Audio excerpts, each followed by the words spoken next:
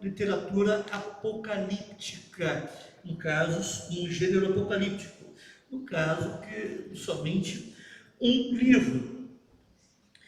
Mas o que nós vamos estudar, essa carta aos Romanos, carta ou epístola, são termos aqui intercambiáveis. Tanto é que aqueles irmãos que tiveram o privilégio de estudar a lição em casa, viram que ele às vezes falou em epístola e às vezes ele fala carta. Normalmente, nós tratamos como cartas de Paulo, né? São 13 cartas. E depois, então, vem as epístolas, né? As cartas, elas se diferenciam das epístolas num único aspecto. Quer dizer, é a mesma coisa, mas aquele conjunto de cartas que nós encontramos na Bíblia, normalmente é para tratar de alguma questão específica, de algum assunto naquela igreja que precisava ser visto, ser considerado, né? Então, aí, por não estar presente, os autores bíblicos escreviam cartas, ok? As epístolas são mais gerais, né? As epístolas, 1ª e 2ª Pedro, 1ª, 2ª, 3ª João e Judas, certo? Elas são gerais. Já as cartas, né? Você tem Romanos, 1ª e 2ª Coríntios, né? Gálatas, Efésios, 1ª e 2ª Tessalonicenses, 1ª e 2ª Timóteo, Tito, Filemão, certo? Hebreus, são cartas específicas. Bom, então, quando nós lermos essas cartas, a gente vai ver que tem algum assunto ali que Paulo quer, ou o outro autor bíblico, queira tratar nesse tempo, né? O escritor aqui, então, o autor da nossa lição, ele vai dizer que nos tempos bíblicos, as epístolas se referiam a mensagens enviadas por meio oral.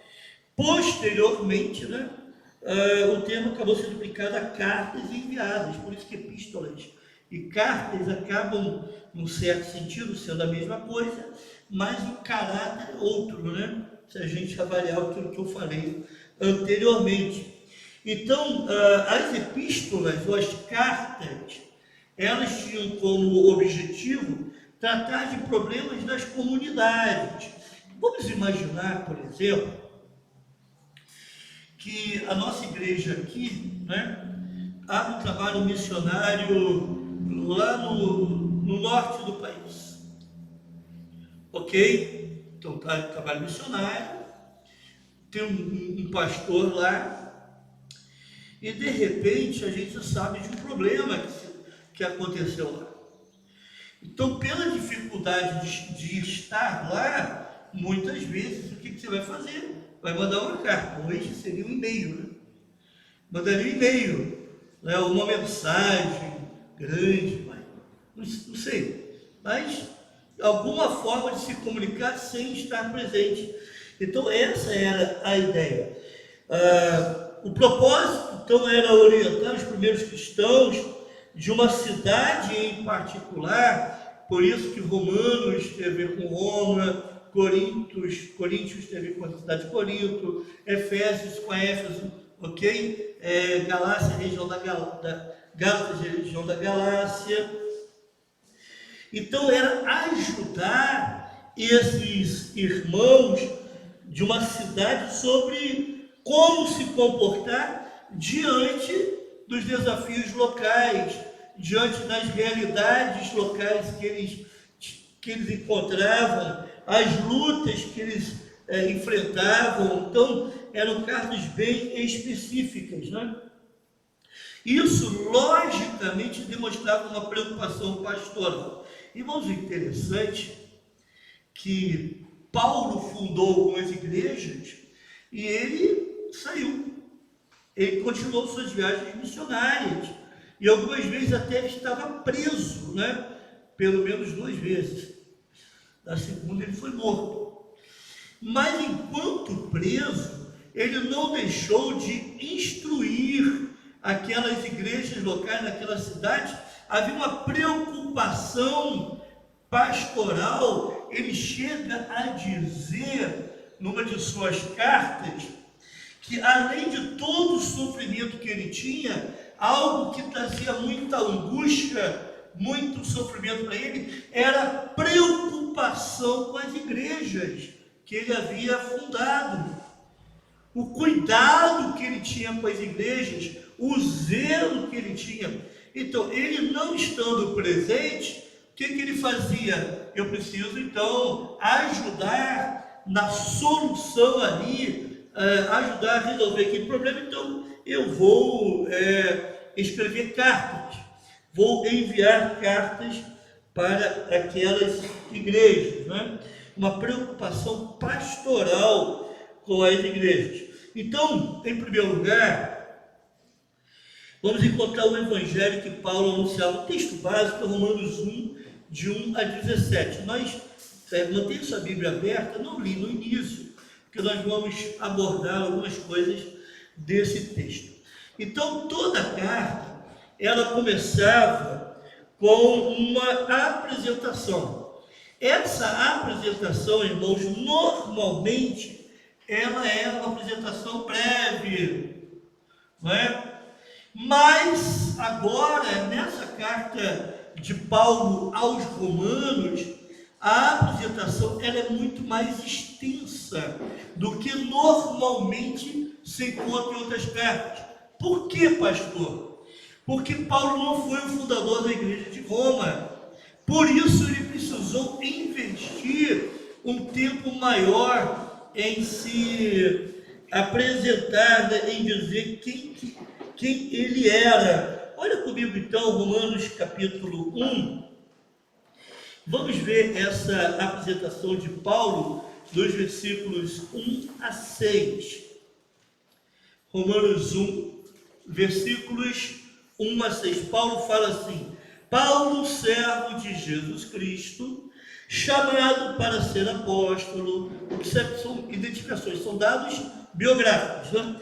Separado para o evangelho de Deus, o qual foi por Deus outrora, que foi o evangelho, prometido por intermédio dos seus profetas nas sagradas escrituras, com respeito a seu filho, o qual, segundo a carne, veio da descendência de Davi, e foi designado Filho de Deus com poder, segundo o Espírito de Santidade, pela ressurreição dos mortos, a saber, Jesus Cristo, nosso Senhor.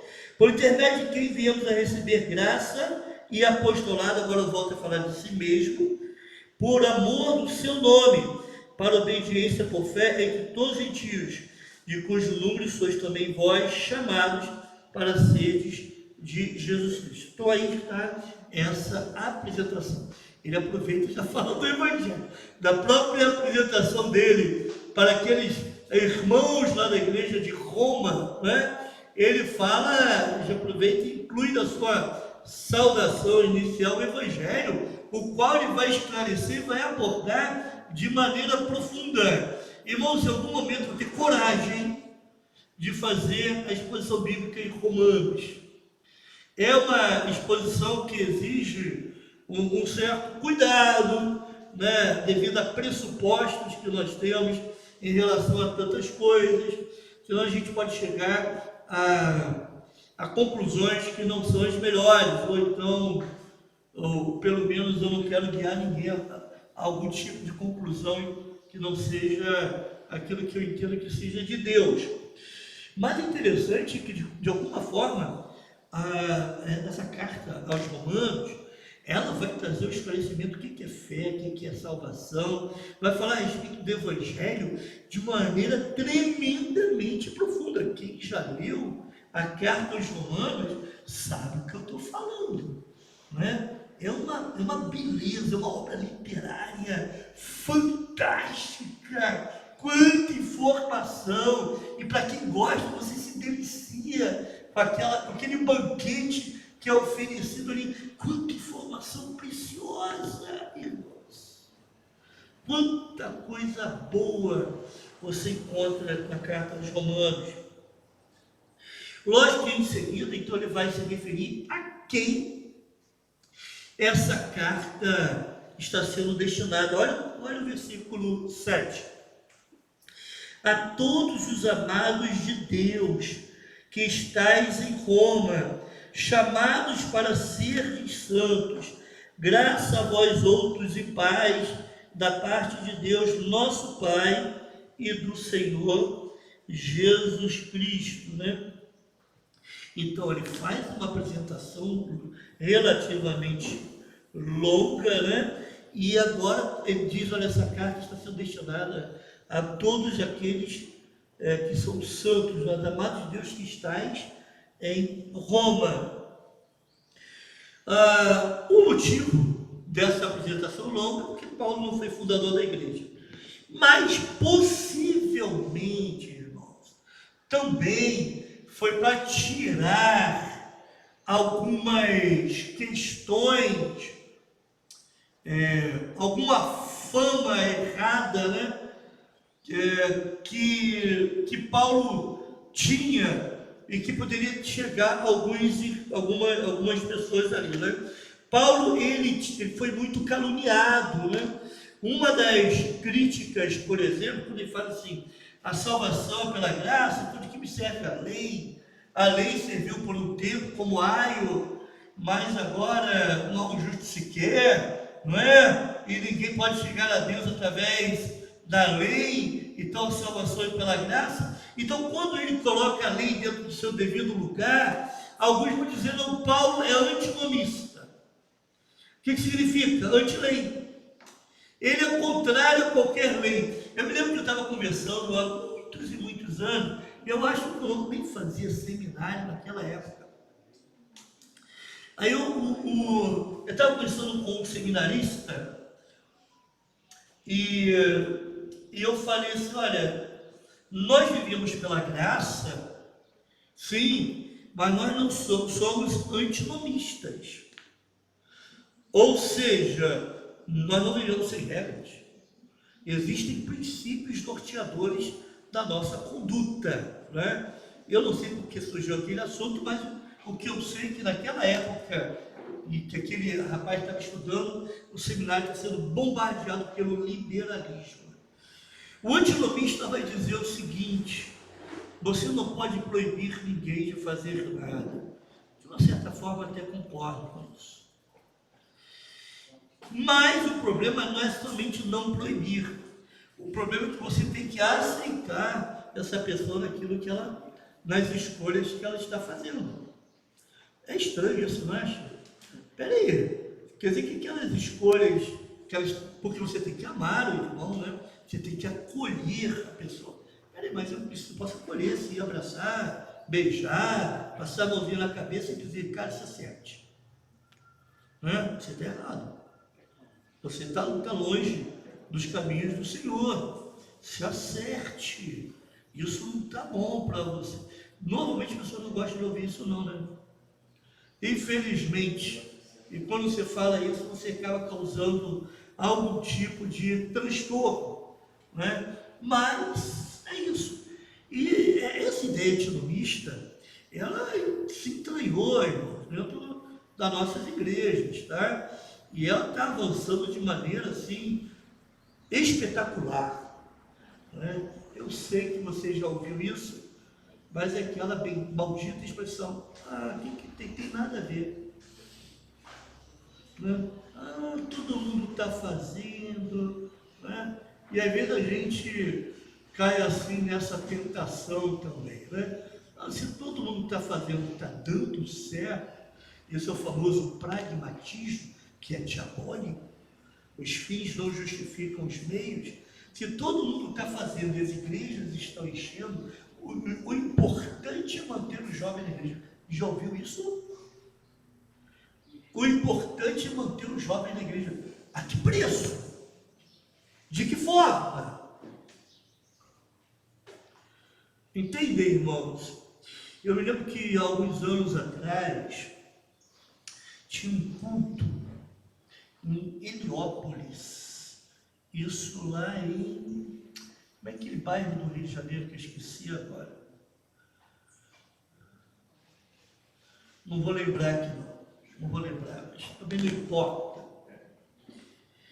Heliópolis, não é Heliópolis não. Heliópolis é São Paulo. Nilópolis, isso. Gente, tem nada a ver uma coisa com a outra. Mas tá bom, chegamos em Nilópolis. Tem lá de Nilópolis, foi para Nilópolis. Irmãos, os jovens, sabe quando que eles se encontravam? Segunda-feira à noite. Para fazer louvorzão, pastor? Não. Eles queriam estudar a Bíblia. Sabe? Eles queriam se aprofundar na Bíblia.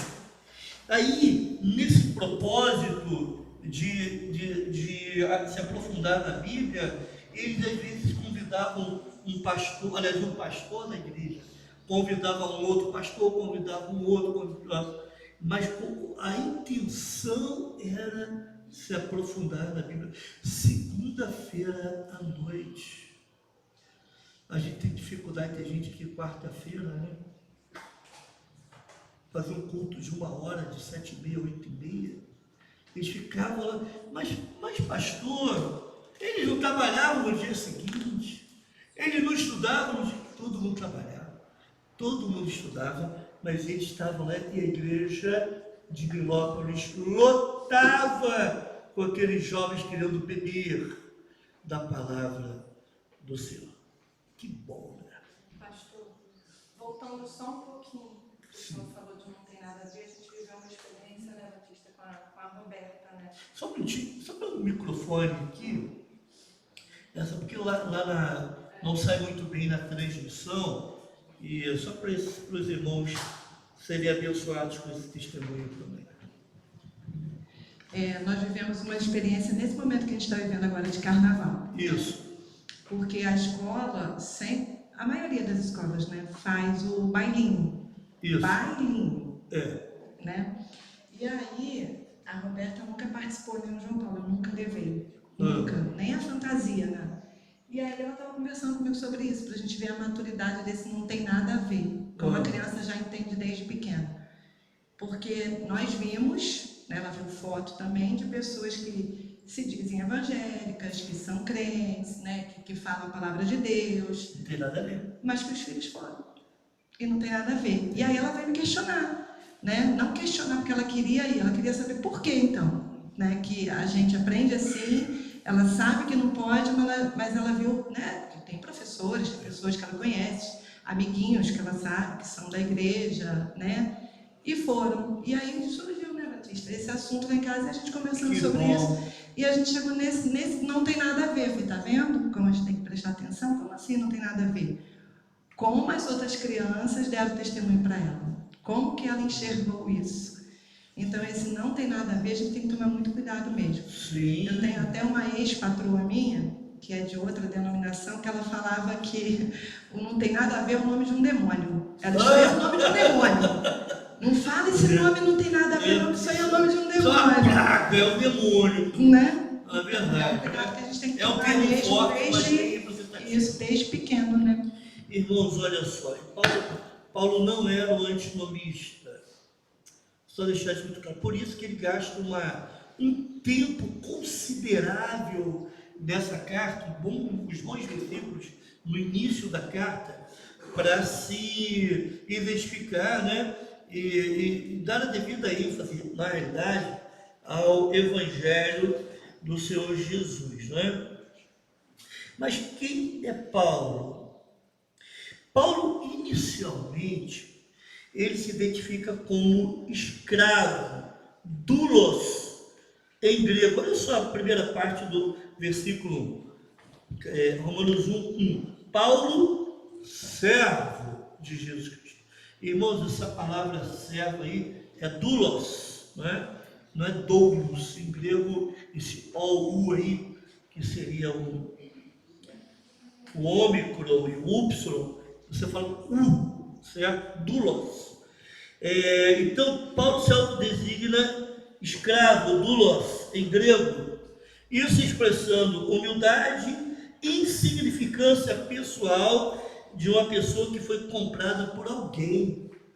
Entende? Então, servo é um termo muito legal. Acho que é um termo não está errado. Só que a gente, quando lê servo, você tem que ler como escravo. O escravo tem vontade própria, até tem, né? Mas ele está sempre submetendo sua vontade ao seu Senhor. O Senhor manda, ele faz. O Senhor fala para ele ir para outro lugar, ele vai. O Senhor manda ele ficar, ele fica. E, gente, nós temos essa consciência de que nós somos, como crentes em Cristo, escravos de Jesus, porque Jesus é o nosso Senhor. Será que temos essa consciência? Ou será que temos invertido os papéis aí, tentando fazer Jesus como nosso servo? Perante o Senhor eu sou insignificante. Eu não tenho valor algum. Porque um dia Ele me comprou e me tirou de uma situação de perdição. Eu não tenho valor algum. Não há mérito meu. E em seguida ele se identifica como apóstolo. Ele diz lá, chamado para ser apóstolo. A palavra apóstolo significa um de cada vez. A palavra apóstolo significa o que, irmãos? Não só testemunha, mas alguém que foi isso. Fala alto. Enviado. É isso que a palavra apóstolo quer dizer. Um enviado. Logicamente, que muitos hoje se autodesignam apóstolos, mas os apóstolos daqueles tempos, eles tinham outro nível de autoridade que os apóstolos atuais querem ter e não têm. Porque através desses apóstolos do passado é que o cristianismo foi estabelecido. Esses apóstolos escreveram livros da Bíblia. Esses apóstolos participaram da revelação especial de Deus, participaram da formação das Escrituras, foram inspirados por Deus, e ainda mais, esses apóstolos foram testemunhas oculares do ministério terreno de Jesus. Ou seja, viram o próprio Cristo. Bom, com essas credenciais, então você vai entender que hoje, nos dias de hoje, não há apóstolos. Por mais que a pessoa se autodenomine apóstolo, ou então leve a igreja a denominá-la como apóstolo, designá-la, né? Intitulá-la como apóstolo, ele não é apóstolo. O apóstolo, ele recebe essa autoridade, essa designação do próprio Deus. É Deus que atribui a ele a função de apóstolo. Então, se a pessoa não participou da formação do cânon bíblico, das Escrituras, não foi inspirado por Deus para escrever a palavra, que a palavra de Deus está encerrada, concordam? Sim ou não, irmãos? Ok. E se a pessoa não viu Jesus pessoalmente, então ela não é apóstola. E tem os critérios aqui, irmãos, são esses critérios. Pode falar, bem. E essa questão de você se autonomear vai tão longe que esses dias eu ouvi uma pregação do Hernandes, agora não lembro se era Hernandes ou Nicodemos, explicando, né? Que tem um no Brasil que recebeu em sonho o próprio Jesus Cristo, Sim. Que o nomeou apóstolo e ainda mandou nomear mais em nome de Cristo. Sim. A mentira, a vontade de se autoproclamar é tão grande que inventam-se histórias. Sim, lógico. O que eles vão dizer? Bom, eu fui nomeado por Deus como? Através de sonho. Quem pode comprovar isso? Quem pode provar isso? É complicado, irmãos. É complicado. Por isso que essa questão das testemunhas oculares, irmãos, o apóstolo é um enviado. Por isso, todo missionário, toda pessoa que a gente envia para algum lugar para pregar o Evangelho, é um apóstolo. Não no sentido apostólico da Bíblia, mas no sentido de um enviado. Entende o que quer dizer? Lógico que nós não vamos chamá-lo de apóstolo, nós vamos chamá-lo de enviado, ou enviado de Deus, né? Mas não de apóstolo, entende?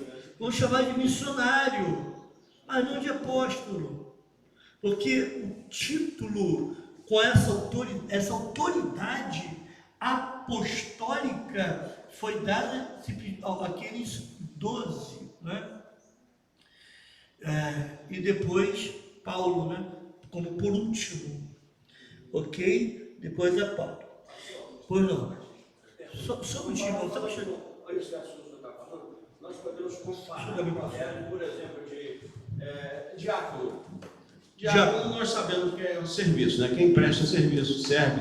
Então nós podemos comparar, todos na igreja somos diáconos. Exatamente. Há comparação disso? E assim, desse aí. é igual e é diferente ao mesmo tempo. É igual e é diferente. Isso diácono é serviço, né? Serviço. Muito interessante. Então, isso aí. Então, vamos lá. Diáconos, o serviço. Você foi salvo para servir. Lógico, uma eternidade no céu, tem aquele gozo celeste preparado, não é? Quarta-feira eu vou fazer um estudo, se der tempo, possivelmente não vai dar, mas se der tempo, do Salmo 16, primeiro eu vou começar, e o Salmo 16 termina: na tua presença há delícias perpetuamente. Que maravilha, que coisa! Na tua presença há delícias perpetuamente. Está falando de Deus aqui. Então existe isso. Mas você foi salvo para servir, irmãos. Todos nós somos chamados para servir. Quem dá as ordens? Servir de que forma? Aí é Deus que vai determinar. De todo esse universo de crentes servos, e se nós tivéssemos a consciência de serviço, nós não teríamos carência de mão de obra na igreja. O problema das igrejas é que o servo, ele quer afirmar aonde que ele vai servir. Não sei se eu estou sendo claro aqui. A grande questão é que poucos querem ouvir Deus falando: você vai servir dessa maneira. Não, dessa maneira eu não quero não, Pai. Não quero não, Deus. Né? Dessa maneira não, eu quero servir desse jeito. Vocês estão entendendo? Muito bem. Mas desse grupo, desse universo de salvos e servos, não é? Ou servos salvos, Deus chamou alguns, isso é dom, para realizar algumas atividades específicas que têm a ver com a diaconia como oficiais da igreja. São algumas atividades específicas. Estava conversando com um pastor, alguns anos atrás, graças a Deus ele mudou de ideia, pensando nesse sentido, ele falou assim: olha, eu acho que nós devemos consagrar todos os ministros da igreja como diáconos, porque todos são servos. Os ministros que tinham ministro de música, ministro de tal, entendeu?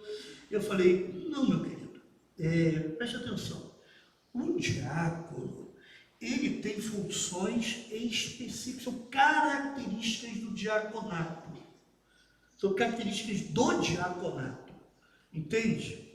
Enquanto que o ministro tem funções que são específicas, características desse ministro. É o ministro líder, irmão. Estou entendendo o que eu quero dizer? Tem funções características. Então você não pode embolar o meio de campo aí que vai dar problema. Ele não entendeu dessa forma, graças a Deus, e não levou à frente o seu intento. Mas eu acho essa ideia muito interessante, porque, de uma certa forma, num certo sentido, todos somos diáconos. Mas, como oficiais da igreja, existe um grupo que é separado para isso. Ele precisa entender que é uma vocação. é uma vocação diaconal. Por isso, a igreja, ela não deve, presta atenção no que eu vou falar. Deixa eu corrigir a minha frase.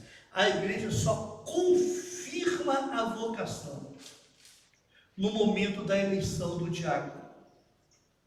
Entende? E imposição das mãos.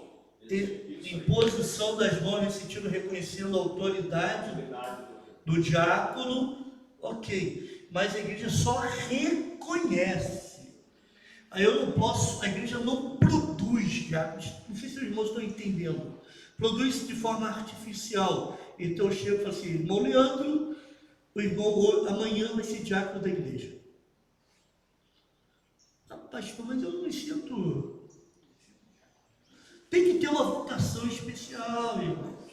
E quando a pessoa é chamada ao diaconato, a igreja deve reconhecer, simplesmente reconhecer. Da mesma forma como a pessoa é chamada para o ministério pastoral, entende? A igreja deve reconhecer, não é? Desculpa falar isso mais uma vez, quando eu cheguei para o pastor da minha igreja, eu falei assim, pastor, eu quero fazer seminário. Eu falei, finalmente, eu já está orando por isso há muito tempo, não é? E quando levou para a igreja, até que enfim, ele tomou a decisão de fazer seminário. Então não teve muita dificuldade, foi só um reconhecimento da vocação, tá? Só chegar o microfone aqui para o irmão Alex, para os irmãos lá fora poderem participar. Bom, eu vou falar aqui, aí o irmão, o pastor, vê se confirma o que eu estou falando. Sim. Se confirma que sim ou não. O Estevão, que é o mártir, ele estava... Eu não entendi. Estevão. Estevão. O mártir, né, da igreja, o primeiro mártir, né, ele, a função dele seria somente de servir as viúvas e os órfãos, né? É apenas nesse sentido. E em relação à palavra de Deus, seria deixado somente para os apóstolos. Os apóstolos queriam pregar a palavra de Deus. Mas aí o Estevão, ele se destacou nesse sentido ali, pregando a palavra de Deus. Mas aí a função dele não era aquela. Era apenas servir as viúvas e os órfãos. Sim ou não? Só vou corrigir o seguinte, essa palavra apenas. Irmãos,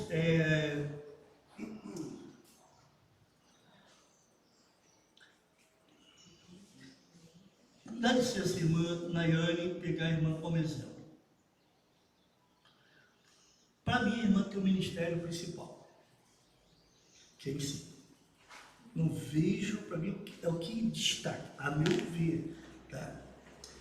Mas, por exemplo, a irmã Nayane também trabalha com crianças. A irmã Nayane também faz outras atividades. Estão entendendo? Irmãos, é interessante, por exemplo, quando a igreja é pequena, você não pode se dar ao luxo de dizer, eu vou fazer isso, mas não vou fazer aquilo. Estevão, ele tinha como vocação principal, como ministério principal, o diaconato. Okay. Mas todo crente também é chamado a pregar o evangelho. Então, porque eu sou diácono, eu não vou pregar o evangelho? Porque eu trabalho eu ministro da igreja. Irmão, não existe ministério de música. Isso é um modernismo que não tem na Bíblia. Existe sim um ministério que ajuda no louvor da igreja. Mas, por exemplo, músico não é dom. A música não é dom. Ah, Deus te deu esse dom? Não, é um talento. Não é um dom, não é uma vocação. A minha vocação é bateria, não. É um talento que você tem, natural, abençoado por Deus, dado por Deus até também, mas não é uma vocação. mas o ministrar à igreja o louvor, para conduzir o nosso povo no louvor, isso é ministério. Estão entendendo? Mas de repente eu falo assim, não, a minha função é essa. E no dia que tiver EBD, eu não vou. E essa foi uma das crises que eu enfrentei aqui no início do meu ministério. No dia que tiver um trabalho evangelístico na rua, eu não vou participar. No dia que tiver um trabalho aqui para fazer um mutirão aqui na igreja, eu não vou participar, porque eu tenho já uma função definida, né? Isso é balela. Então Estevão é um grande exemplo disso. Ele tinha consciência da sua vocação principal, que era servir aos órfãos e às viúvas das suas necessidades. Mas ele também tinha consciência da sua vocação geral, que todo crente tem, que é pregar o evangelho. E ele fazia essas duas coisas muito bem. Uma coisa não impede, não atrapalha a outra, de forma alguma, né? Inclusive só ajuda. Tá bom? Então, irmãos, só seguindo um pouco mais, por fim, Paulo se declara separado. Olha, por favor, mais uma vez, Romanos capítulo 1, só que a última parte do versículo 1. Separado para o Evangelho de Deus, né? Paulo foi separado.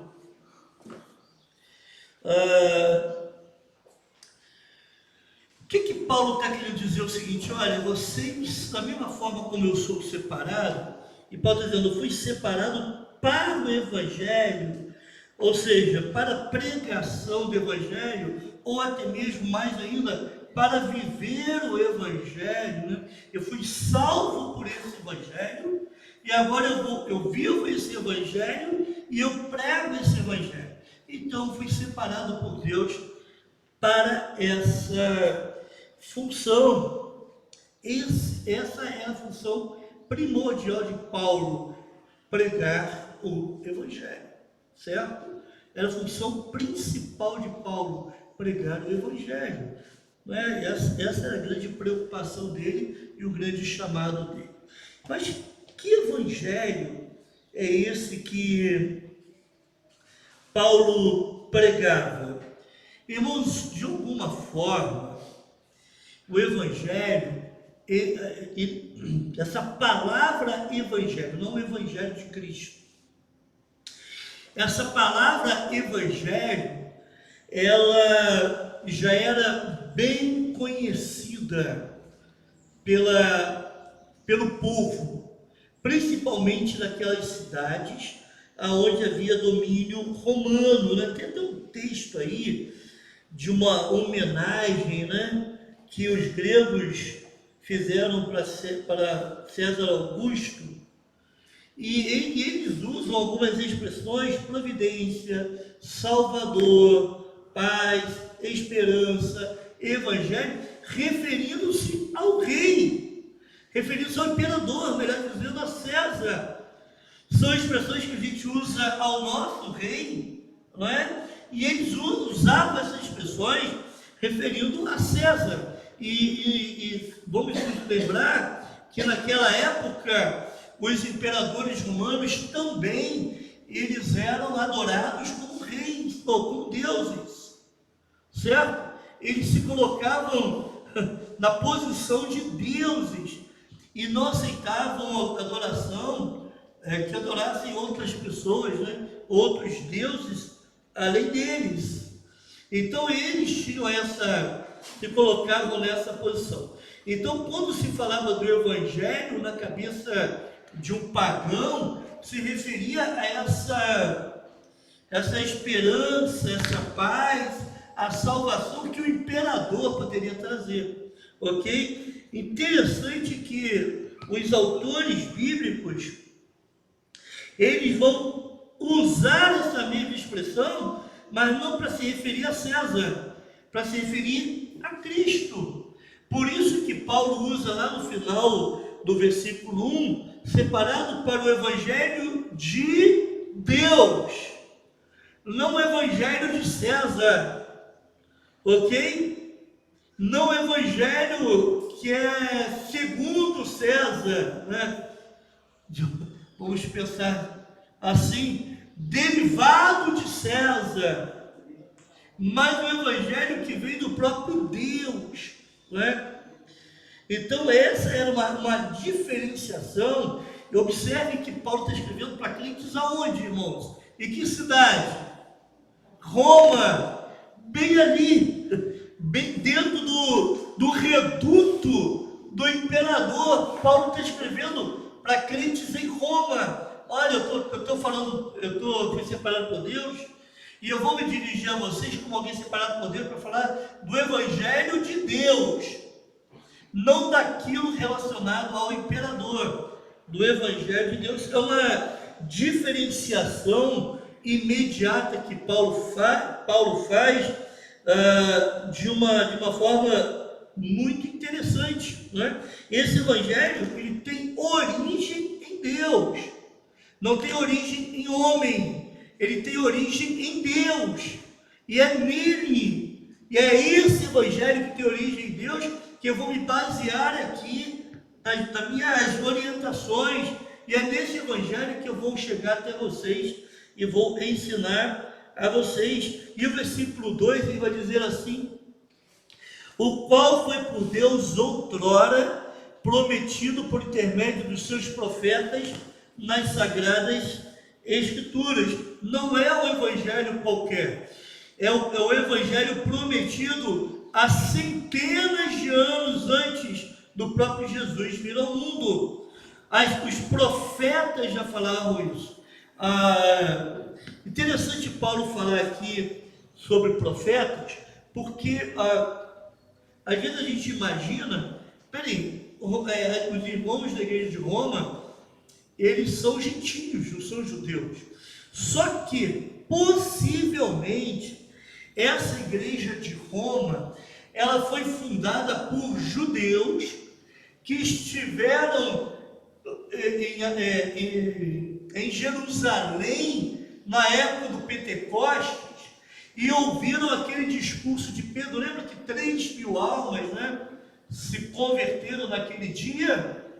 Então, possivelmente, e naquela época da Páscoa, viam judeus de tudo quanto é canto para celebrar a Páscoa. Chegava a ter 1 milhão de judeus a mais ali na cidade, uma coisa absurda.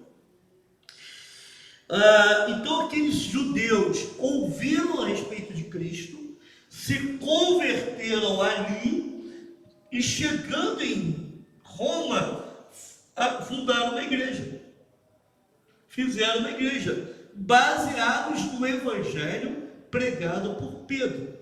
Então, quando Paulo fala sobre profetas, tem um sentido, porque os fundadores daquela igreja eram judeus, e com certeza eles faziam menções aos profetas. Paulo todo está identificando esse evangelho como um evangelho já pré-anunciado séculos antes dessa carta, e que é sobre Jesus encarnado e ressurreto. Essa é a centralidade do evangelho, no versículo 3 e 4. Com respeito a seu filho, o qual, segundo a carne, falando sobre a encarnação de Cristo, veio da descendência de Davi, messianidade de Jesus sendo afirmada aqui. Foi designado Filho de Deus com poder, segundo o Espírito de santidade, pela ressurreição dos mortos, a saber, Jesus Cristo nosso Senhor. Então esse Filho de Deus é Jesus. E a ressurreição, ela veio afirmar, veio confirmar que de fato, aquele Jesus que ressuscitou, de fato, ele era Filho de Deus. Aliás, não foi isso que o centurião disse, depois de todo aquele episódio lá, da crucificação de Cristo? O centurião então olhou e disse: verdadeiramente, este era o Filho de Deus. Sim? Ok, irmãos? Então Paulo está dizendo o seguinte: olha, esse evangelho, ele está centrado em Jesus, não em César, não em mim, não em qualquer outro apóstolo, ele está centralizado em Jesus, é a figura central do Evangelho, Jesus que veio em carne e foi ressurreto. Irmãos, como que a gente está precisando voltar a esse Evangelho, não? Como que o Evangelho tem se descaracterizado? E por causa de um falso Evangelho que tem sido pregado aqui, o Evangelho não centralizado na pessoa de Cristo, na encarnação de Cristo, na ressurreição de Cristo, mas naquilo que Cristo pode fazer de bom para a pessoa, né? Por causa desse Evangelho descaracterizado, é que a gente vive, por exemplo, aqui na nossa sociedade, aqui no Brasil, uma coisa absurda, uma reversão de valores. Aí você tem lá, não tem nada a ver. Você tem pessoas que se dizem crentes, agindo como incrédulo. E Paulo vai defender nas suas cartas, diversas vezes, a ideia de que se você é salvo, você não pode agir como incrédulo. Porque as suas obras não te salvam, mas as suas obras evidenciam a sua salvação. Então, se você age como incrédulo, é porque você não é salvo. Irmãos, quantos incrédulos, quantos descrentes nós temos dentro das nossas igrejas? É muita gente. É muita gente. Que na primeira oportunidade pensa como incrédulo, fala como incrédulo, age como incrédulo, tem os princípios norteadores da vida são princípios de incrédulo. Então, para esse crente, pornografia não tem problema. Sim, adultério não tem problema. Fornicação, tem uma sabe que eu estou falando de fornicação, né? Não tem problema. Ok? Não ser um crente fiel não tem problema. Não ler a Bíblia e orar não tem problema. Irmão, está fazendo sentido para você? Isso faz sentido para você? Porque se não faz sentido, você faz parte do rol de incrédulos. O não crente, ele vem para a igreja e ele fica ao tempo todo assim.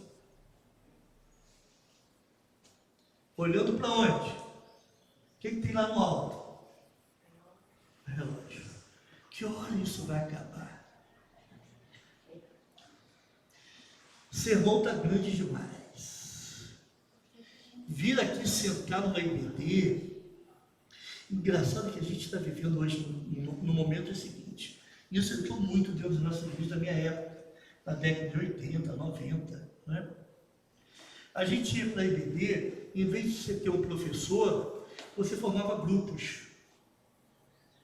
A gente tem que transformar, e a proposta, em algo mais dinâmico. Porque senão o aluno não vai poder, será que é isso mesmo? Ou será que não tem a humildade e o reconhecimento da sua necessidade de sentar e querer ouvir alguém ensinando? Não estou entendendo o que quer dizer? Faz sentido para vocês.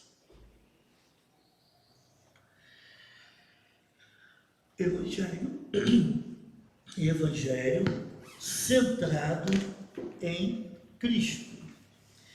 Enquanto o Evangelho romano tinha sua origem em um homem, o de Paulo tinha sua origem em Deus. Muito interessante. Aí é um contraste violento que está sendo formado aqui.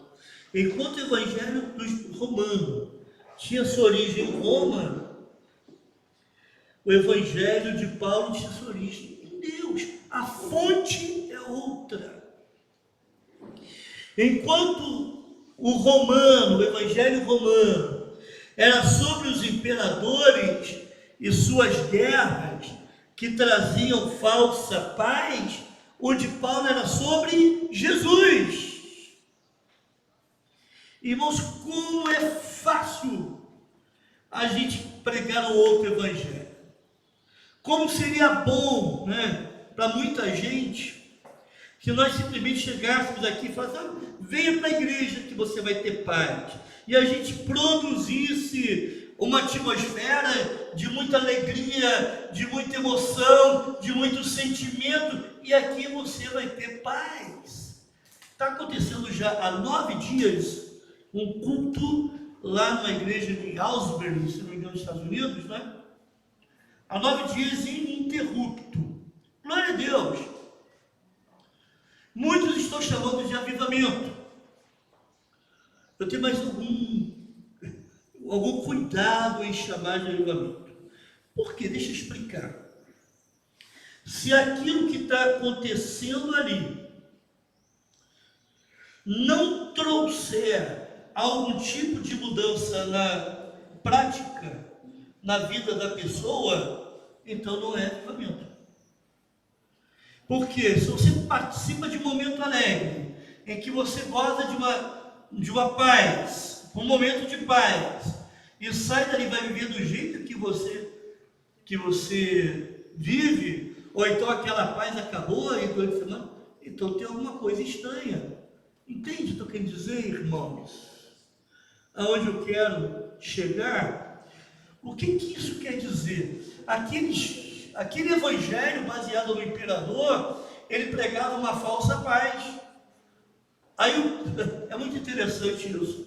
Através do domínio do Império Romano, foi estabelecida a Pax Romana. Tinha guerra não, mas porque tinha uma tirania, uma ditadura, e toda ditadura é perigosa. O que tinha era uma paz imposta, era verdadeira? Não, é falsa. Agora, o Evangelho de Deus, centralizado em Jesus, vai gerar uma paz que vai estar comigo no culto, mas vai me acompanhar durante também as lutas da vida. Ok? Essa paz me acompanha. Eu lembro daquele cântico antigo que dizia: essa paz que eu sinto em minha alma não é porque tudo me vai bem. Aí já bota abaixo a teologia da prosperidade. Essa paz que eu sinto em minha alma é porque sigo ao meu Senhor, isso? Ou olho ao meu Senhor, né? Não olhe as circunstâncias, não. Olhe o seu amor, não me guio por vista alegre. Então, a paz gerada pelo Evangelho de Deus, centrado em Cristo, é uma paz que vai gerar, que vai permanecer. Ela não depende das circunstâncias. Eu gostaria muito de dizer que venha para a igreja que a sua vida vai melhorar. Ai, queria tanto dizer isso. Ou dizer assim: aceite a Cristo, Ele vai resolver o seu problema. Eu gostaria muito de pregar dessa forma, mas isso não é o verdadeiro evangelho. O que a gente prega? Receba Cristo no seu coração, e ali Ele vai estar com você no seu problema, trazendo paz, trazendo conforto, trazendo segurança. Não é isso? Estava lendo o Salmo, se não me engano, 17, ainda há pouco, lá no gabinete. E esse salmo, de uma certa forma, ele fala sobre a vitória nas batalhas de Davi. E ele está engrandecendo a Deus por isso. Aí eu fico lá pensando nos meus botões. Espera aí, se ele teve vitória na batalha, é porque teve uma batalha. Eu acho que isso é meio óbvio, não é? Hoje tem gente que não quer batalhar. Não, Deus vai guerrear por mim. Eu vou ficar em casa. com as minhas chinelas no pé, né? Um pé pro alto, que Deus está guerreando por cara. Deus te chamou para batalhar, meu querido. Deus te chamou para batalhar, para guerra. No mundo tereis aflições. Eu não vim trazer para você, eu vim trazer espada. Não é fácil. Eu não estou falando, irmãos, que por favor aqui, é porque nós estamos tão acostumados com os nossos sofrimentos, né? Eu tenho problema renal. Mas peraí, Deus te chamou para sofrer pelo Evangelho. Entende a diferença? Não por problema de rim. Você até pode sofrer problema de rim. Só Deus me ajude. Que está feia a coisa. Não é problema nisso aí não. Mas acho que a gente tem sofrido demais por outras questões e temos deixado o Evangelho de lado.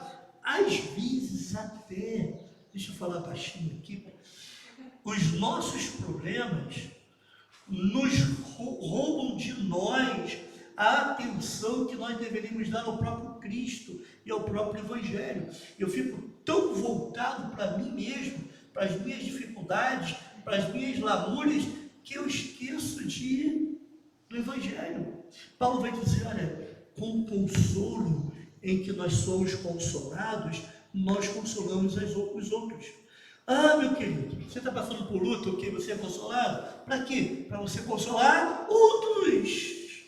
Não é para você ficar circunspecto, olhando para si mesmo, vivendo dentro do seu mundinho e esquecendo as pessoas aí fora.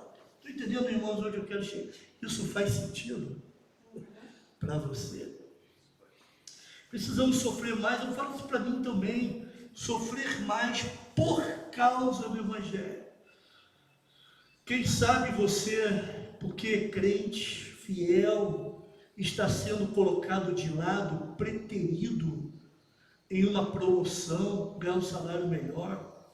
Quem sabe que você é crente em Cristo, não vai conseguir aquela vaga de emprego, porque aquela pessoa, que pessoas que têm o mesmo tipo de valores. Quem sabe por ser crente, você não vai ter tantas amizades, vai ser deixado de lado, né? Porque preconceito com cristão existe. Existe a cristãofobia e a mídia não fala isso. Nem a gente pode falar. Nem a gente. Se você falar de Jesus, eles falam de tudo, falam de adultério, falam de fornicação, conta piada imoral, falam palavrões, mas se você falar de Cristo, não, pelo amor de Deus, isso não. Você é considerado um tolo, um inapto ou inepto, sei lá. Uma pessoa que não tem sabedoria, está fora de si, não tem inteligência. Chama de intolerante. Pois é, chamado de intolerante. É o ignorante intolerante, não é? É mais ou menos por aí. Isso é tudo que se passa. Mas Deus te chamou para você sofrer, meu irmão. Deus te chamou para você sofrer. Esse é o nosso chamado. Essa é a sua cruz. Não é outra. Esse é o Evangelho. Se quiser pular fora, pode pular. Aí vai arder no inferno lá por toda a eternidade. Mas Deus te chamou para isso. Ok? Avançando um pouco mais, irmãos. Enquanto o Evangelho romano era produtor de morte, lembra eles impunham a falsa paz, matando pessoas, né? Inclusive a morte de Jesus por Roma. O de Paulo era produtor de vida e vida em abundância, vida plena. Em tua presença há delícias perpetuamente. Meu Deus, quando eu vejo isso, eu vou pregar sobre esse salmo aqui um dia. Quando eu vejo esse versículo, eu fico... Você sabe que você foi chamado para se alegrar no Senhor. Quando Deus se tornar a sua maior alegria, você não vai sentir falta do carnaval. Você não vai sentir falta de algumas brincadeiras. Você não vai sentir falta da bebida. Você não vai sentir falta da prática pecaminosa. Porque Deus é a minha alegria. Ok? Irmão, nós precisamos nos alegrar em Deus. Alegrar em Deus. Enquanto sofremos, somos alegres. Interessante isso. Enquanto o evangelho romano era uma imposição, as pessoas tinham que aceitar aquele imperador, não é? Kyrie César, não Kyrie Cristo, ou seja, César é Senhor, não Cristo é Senhor. Isso era imposto, e quem dizia algo contrário era morto por isso.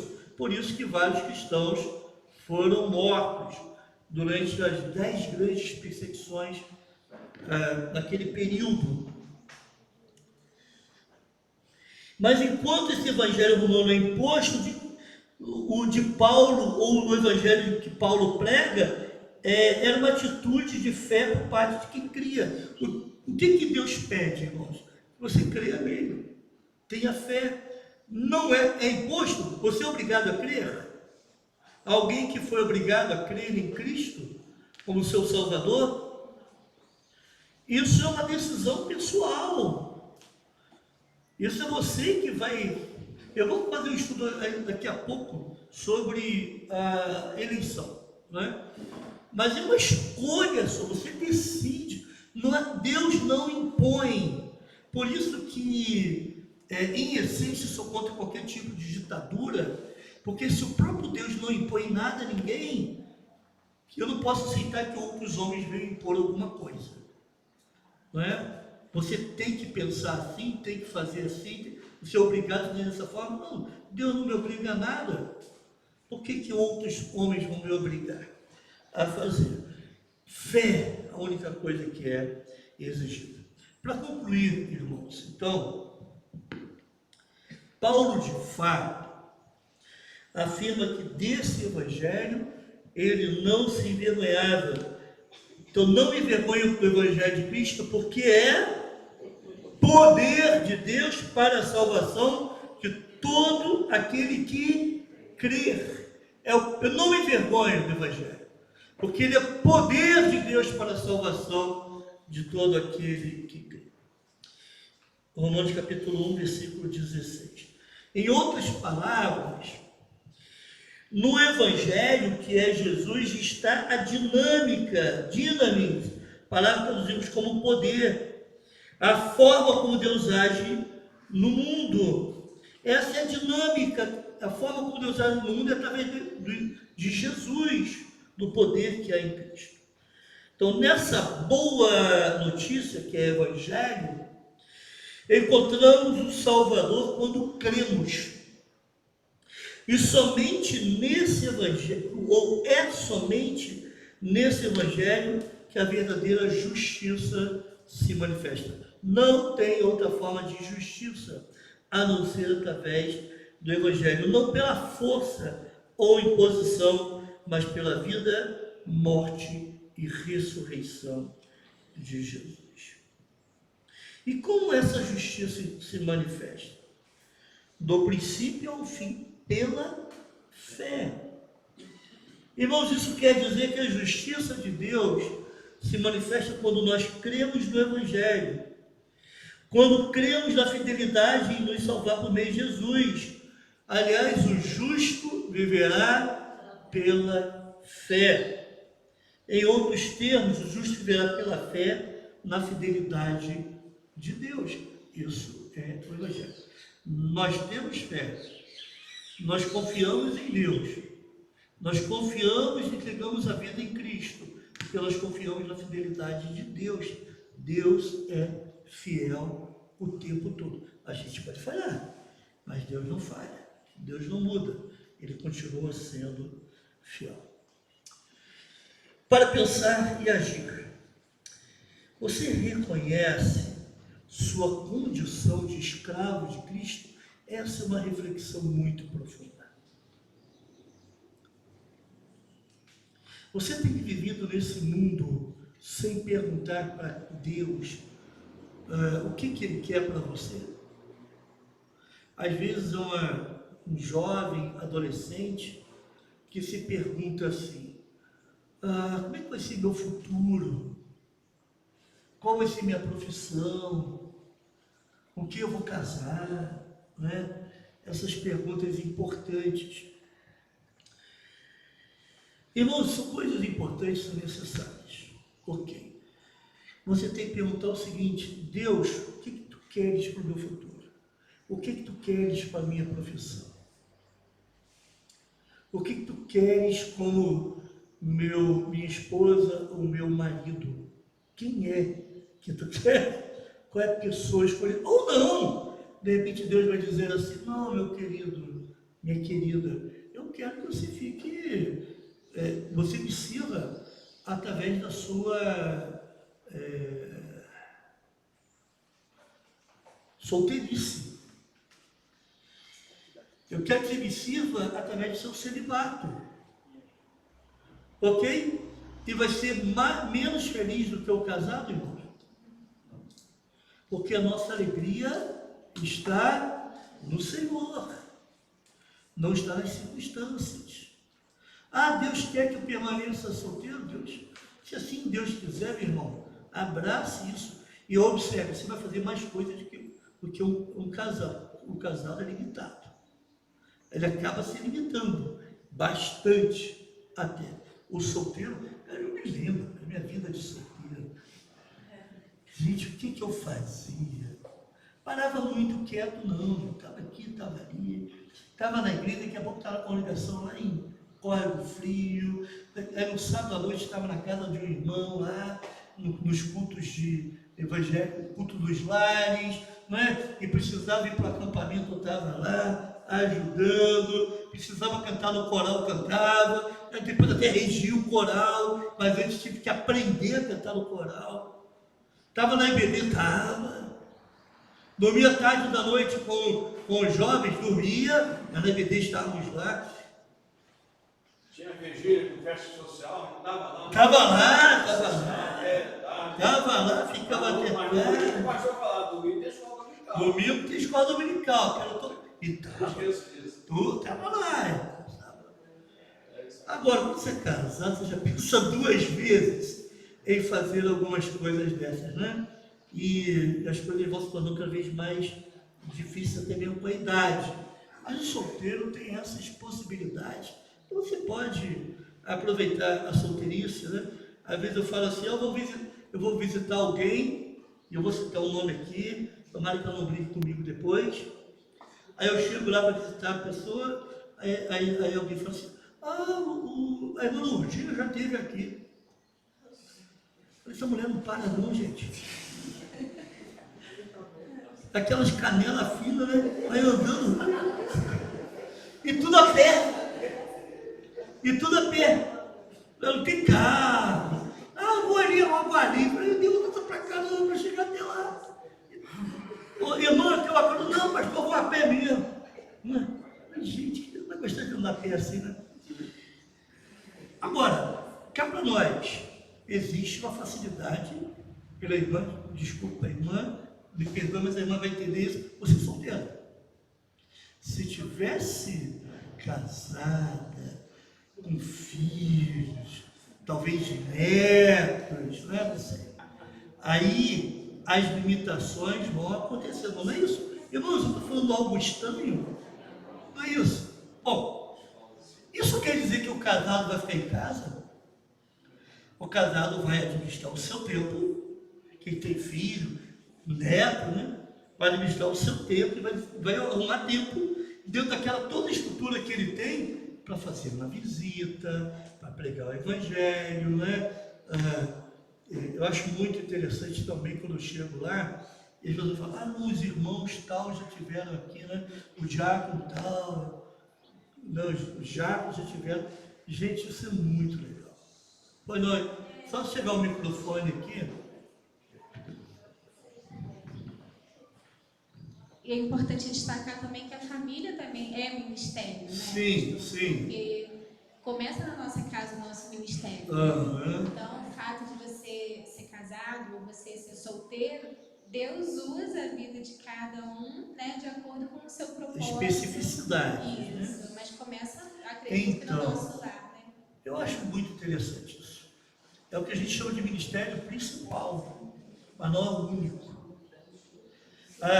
Irmãos, a nossa igreja, acho que é uma igreja que mais fala, uma das igrejas mais fala sobre família, né? Nós temos, aliás, um domingo reservado só para isso. Mas isso não quer dizer que você vai ficar restrito à sua família, né? É o que alguns chamam de familiolatria. Né? Então, eu só vivo dentro da minha família, aquilo que minha família faz, ok? Não, existem outras, né? Outras possibilidades. Por exemplo, a irmã, desculpa, está falando, ela tem lá sua família, tem sua família, mas serve lá no Ministério de Crianças, serve aqui no Ministério de Ensino, ok, eu não fico fechado. Eu conheci um camarada que tinha 2 filhos, mas parece que tinha 15. Eu não posso, porque aqui não sei o que, falava o nome, como eu falo aqui, né? Não posso, porque não sei o que. Não pode. Ele nunca pode. Mas estou lembrando também que muitas vezes os filhos podem ir juntos, E devem, né? e devem, Já vão exatamente. aprendendo, né? Para encerrarmos, irmãos, você já identificou para que foi separado? E que tipo de evangelho você acredita que temos pregado? Irmãos, eu espero que os irmãos entendam e concordem, né? E respondam a essa pergunta com: graças a Deus, temos pregado o evangelho de Cristo. Amém, irmãos? Vamos orar? Obrigado, Senhor, por esse tempo aqui. Obrigado pela Tua palavra, por esse estudo que aqui tivemos, ó Deus. E venhamos, ó Pai, corrigir, esclarecer, fortalecer, edificar, ó Pai. E que sejamos essas pessoas que vão anunciar o Evangelho de Deus, centrado em Cristo para o mundo, vivendo esse Evangelho, mas falando de Jesus. Ajuda-nos, ó Deus, no cumprimento desse propósito. Em nome de Jesus. Amém.